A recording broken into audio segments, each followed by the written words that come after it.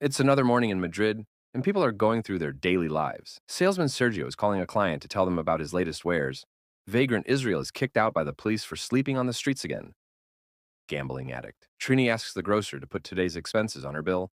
And young Elena is telling her friend on the phone about the date she's going on with a guy she met online. When Elena's phone runs out of battery, she decides to enter a bar to have a coffee and ask if employee Sadr may have a charger he can lend her.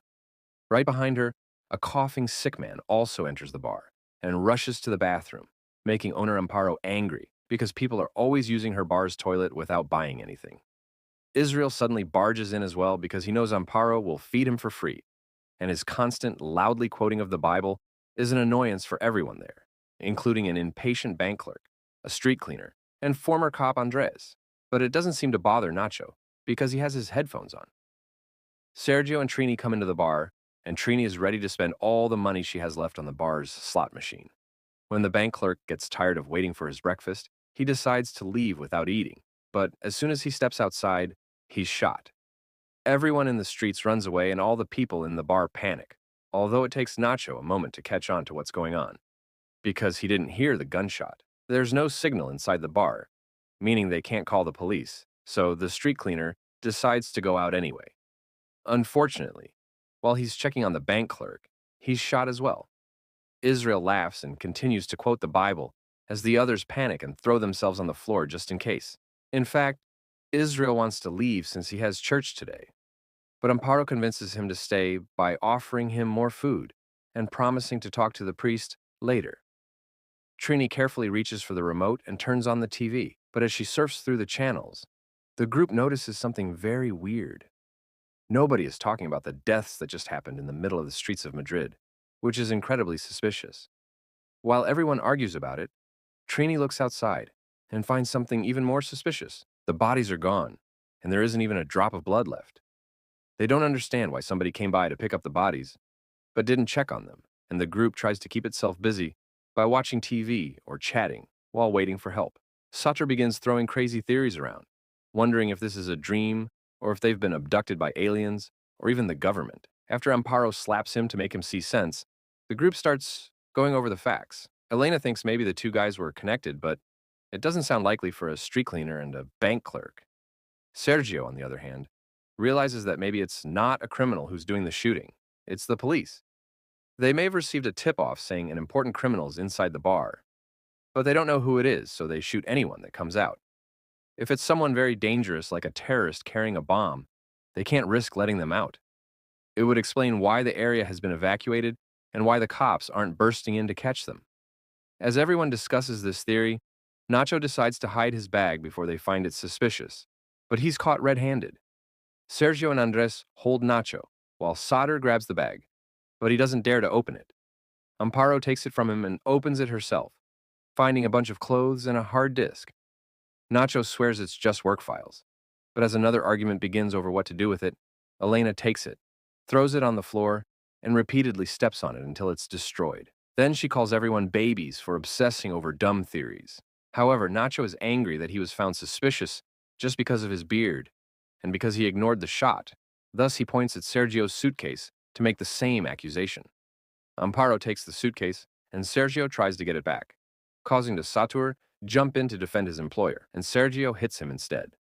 Startled, Andres takes out a gun to make him stop, and everyone is so shocked that Israel takes the chance to steal the suitcase.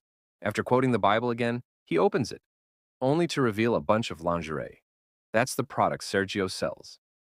At that moment, a weird noise comes from the bathroom. They had forgotten about the sick man. The door's locked, so Andres shoots it to open it, and they find the man on the floor bent over the toilet with bleeding ears and a weird-looking syringe next to him. Suddenly, another noise gets their attention, this time coming from the streets. It's a truck carrying special masked agents that ignore the group's cries for help and instead pile up tires outside the bar to then start a fire. This fire lets out a heavy, dark smoke that appears on TV. The news anchor talks about a big fire in the middle of Madrid, so the group realizes this has been started by the government to cover up the killings. The sick man then comes out of the bathroom in a terrible condition.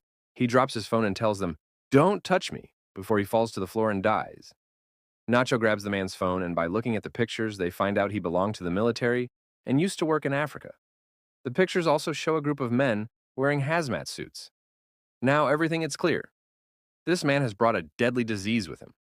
That's why the area has been evacuated and anyone from the bar is shot. Most likely, all of them are already infected, and the government is covering it all up, thinking they're going to die. Everyone goes back to trying to keep themselves busy while waiting, and Israel prepares the sick man for funeral prayers. Elena and Nacho have the sick man's phone, which only has 10% battery left, and they decide to try to find a signal. Nacho manages to do it by standing on a chair near a higher part of the bar ceiling, so he calls a coworker to explain the TV is lying. Thinking Nacho's not being urgent enough, Sadr takes the phone from him and begins desperately yelling for help, which makes the coworker think it's a prank and hang up. Nacho doesn't think there's enough battery left for another call, and the two men begin fighting over the phone until the chair breaks and they fall, pushing everyone back in the process. This makes Trini hit the slot machine and hit jackpot, getting it to expel a bunch of coins that Israel begins picking up. Andres wants a turn with the phone next, but Amparo warns him not to touch it because it used to belong to the sick man. In fact, Amparo wants everyone that touched the sick man to stay away from her. Andres and Sergio agree with her, thinking precautions should be taken. So they run away from the group that did touch him to hide with Amparo behind the counter. Elena thinks this is ridiculous because they've been together for hours now, and they've all touched each other. But the trio is firm on their decision. In fact, Andres threatens them with his gun to make them go down the storeroom and take the sick man's body with them. Nacho doesn't want to go, but changes his mind when Andres shoots the slot machine to show how serious he's being. Israel is taking his sweet time as well, too busy quoting the Bible. Thus, Amparo convinces him to go by giving him 2 bottles of alcohol. Inside the dirty old storeroom, the group chats to pass the time, but Trini is claustrophobic and starts to panic. She climbs the stairs and begins hitting the door to no avail, and in her desperate flailing, she accidentally hits a box of bottles, breaking them. Nacho notices that there isn't a pool of liquid forming, which means there must be a drain that they managed to find after moving some stuff aside. After they remove the lid, they discover it's connected to the sewers and not very deep, so Israel volunteers to go down there. He takes off his clothes and leaves his bag of coins behind, before covering his body with oil. Then he attempts to go down the drain. No matter how hard the others help him by pushing, though, the space is too narrow for Israel, and now he's stuck. Suddenly, they hear noises coming from upstairs. It seems a group of people has entered the bar and is shooting Amparo, Andres, and Sergio. Then, they notice the temperature getting warmer and smoke coming from the door. A fire has been started inside the bar to disinfect it. At this rate, they'll suffocate soon, so Elena, Nacho, and Sadr put their strength together to get Israel out of the drain in order to allow air to come in from the sewers. Trini's going through another anxiety attack and tries to open the door, getting her hands burnt in the process. They cover her burns with oil and wrap her hands with toilet paper while waiting for things to calm down. Once they don't hear any more noises upstairs, Nacho opens the door with a broom and finds the burnt bar, but no sign of the bodies. The door has been taped out by the agents, meaning they can't see what's going on inside. The group decides to come out of the storeroom, and Nacho finds Andres' gun. So he hides it in his pants, even if the warm metal burns his skin. Trini wants to go outside and ask for help, but Nacho reminds her that revealing their presence will only get them killed. None of them feel sick, which makes Nacho think it's just a matter of staying hidden for a few days until the incident is forgotten. After all, there's plenty to eat and drink in the storeroom. A sudden noise startles everyone, but there's nothing to worry about. It's just the sick man's phone, which is getting a bunch of messages. Elena checks them out and discovers a friend is checking on the guy to see if he's okay. It seems the man had had a fever for days. He was also aware that he was being followed. He entered the bar looking for a bathroom in order to inject himself in secret, because he had stolen some sort of experimental serum. It didn't work on this man, but to be fair, he had been sick for a while. In contrast, nobody in the group has symptoms yet, so there's a chance it may work for them. At that moment, the phone begins ringing. The person from the text is now calling.